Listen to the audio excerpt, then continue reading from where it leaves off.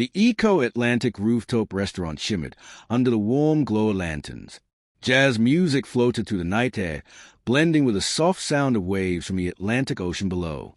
Amaka Lawson sat across from a man whose conversation was as dull as the glass of water she'd been nursing for the last 20 minutes. Her thrift-chic mustard dress clashed with his stiff corporate suit, and she'd already decided this blind date was a terrible idea. Her eyes wandered, until they found him. At the far end of the terrace sat a man alone, dressed in a sharp black agbada that hugged his broad shoulders. He exuded quiet power. He wasn't scrolling through his phone or trying to impress anyone. He simply sat, glass of whiskey in hand, watching the horizon as if he owned the world. There was something magnetic about his stillness, something that pulled her gaze like gravity. "Amaka, are you even listening?" her date complained. She smiled politely, but her curiosity had already drifted across the room. The stranger's eyes suddenly met Hayes, dark, intense, and steady. She felt a jolt run through her, a heat she couldn't explain. Moments later, she excused herself from the table, claiming she needed some air. Instead, she found herself walking straight toward him. "You look like you could use better company," she said boldly, her voice trembling slightly. Adrian Balogun's lips curved into the faintest smile. "I was thinking the same." Amaka didn't usually take risks, but something about Adrian Balogun made her feel like the rules didn't matter. They sat side by side on the rooftop lounge, the Atlantic breeze playing with her twist-out curls as she tried not to stare at him too openly. "Adrian." He introduced himself simply, his deep voice carrying both authority and warmth. "Amaka," she replied, trying to mask her intrigue. "You don't seem like the small-talk type." "I prefer real conversations," he said, his gaze holding hers. "And you have the kind of honesty that doesn't need dressing up." Her pulse quickened. Most men she'd met tried too hard. Adrian didn't need to. Every word, every movement, radiated confidence. They spoke for hours about her chaotic PR job, his love for architecture, and how Lagos was both beautiful and brutal. When the lounge emptied, he offered her a ride. His black Range Rover slid through the quiet streets of Victoria Island, city lights reflecting off the windshield like stars. They talked less now, but the silence was comfortable. At his hotel suite, she almost said no when he invited her in. Almost. But the curiosity and the warmth in his eyes overpowered her hesitation. The night that followed was a blur of soft whispers, hesitant touches, and a closeness she hadn't felt in years. He was gentle yet commanding, a man who carried grief and passion in equal measure. By morning, he was gone, no note, no number, only the scent of a cologne on the pillow and a memory that burned like sunlight. 2 weeks passed, yet Amaka couldn't shake him from her mind. Adrian Balogun had vanished like a dream, no number, no trace, just that night lodged in her memory like a secret she couldn't share. Zee Danjuma, her best friend, had other concerns. "You're coming with me this weekend," Zee announced. "It's my cousin's wedding in Lekki. No excuses." The wedding venue was a luxurious open-air garden in Lekki Phase 1, draped with white canopies and glowing fairy lights. The scent of roses mingled with the hum of distant traffic. Amaka stood in awe of the setup, adjusting her flowing wine-colored dress. "Zee!" "Finally!" cried a voice. A young man hugged Zee, introducing her to family members. Then the crowd parted, and Amaka froze. There he was, Adrian Balogun, dressed in a white agbada that shimmered under the lights, stood at the head of the family row. He looked even more powerful in daylight, commanding attention without trying. But what made Amaka's breath catch was a woman beside him, an older aunt introducing him proudly as a father of the bride. Her mind spun. "Father of the bride? Amaka, come meet my uncle," Zee said, pulling her forward. "This is Adrian Balogun, my dad." The world tilted. Zee's father? Her pulse pounded in her ears as Adrian's eyes met Hayes, just as startled, just as conflicted. He extended a hand slowly, as if nothing had happened. "Nice to meet you," he said with a knowing gaze. Amaka forced a smile, her world unraveling. The wedding reception sparkled with laughter, music, and clinking glasses, but Amaka felt trapped under a weight no one else could see. Every time Adrian's eyes found Hayes across the room, her heart stumbled. How could she have slept with her best friend's father? Zee was too busy coordinating last-minute wedding details to notice Amaka's unease. "Stay close, Abeg," she whispered, adjusting her bold anchor head wrap before rushing off. Adrian approached during a quiet moment, his presence as commanding as a gold embroidery on his igbada. "We need to talk," he said, his voice low but firm. Amaka's chest tightened. "There's nothing to talk about," she whispered, eyes darting around. "Zee can't know." He tilted his head slightly, studying her with that same quiet intensity from their first night. "I wasn't expecting to see you again," he admitted, "but I can't pretend nothing happened." Her throat went dry. "We made a mistake, Mr. Balogun. That's all." He leaned closer, the scent of his cologne wrapping around her. "Don't call it a mistake if you felt it too." Before she could respond, Zee appeared, grinning.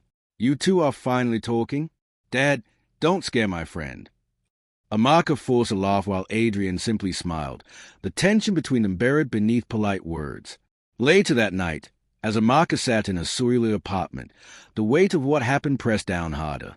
Her phone buzzed, a message from an unknown number. "We need to talk. AB." The following week, Amaka found herself standing outside Adrian's Banana Island mansion, her heart pounding as she pressed the doorbell. She'd told herself she only came to clear the air, but deep down, she knew the truth. She hadn't stopped thinking about him. The door opened, and there he was, Adrian Balogun, casual in a crisp white shirt and navy trousers, yet still exuding that effortless authority. "You came," he said softly, a flicker of relief in his eyes. "This has to stop," she said, stepping inside the grand foyer, its glass walls reflecting the tension between them. "We can't, Zee." "Zee doesn't have to know," he interrupted, his tone calm but firm. "I haven't felt this alive in years. Amaka. Not since her mother." The silence stretched, heavy with unspoken feelings.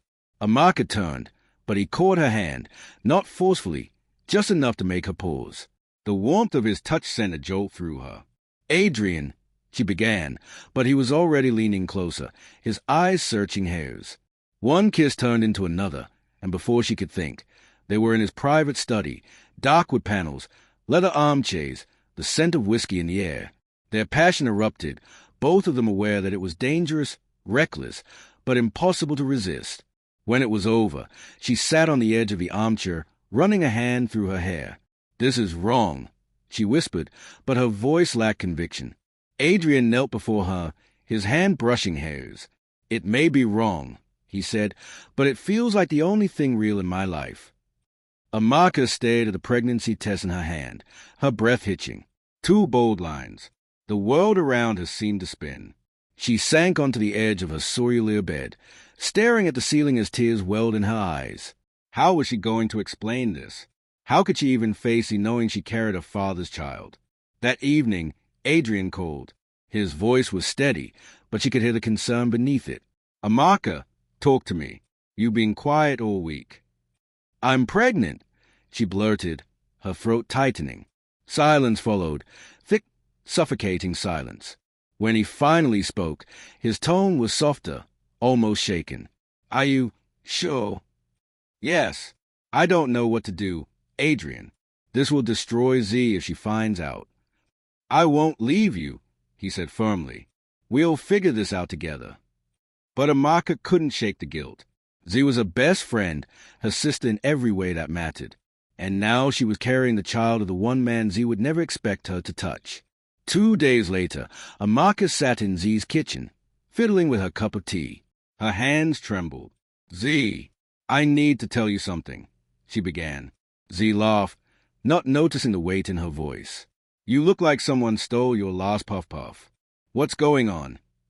I've been seeing someone, and it's Adrian." Zee froze.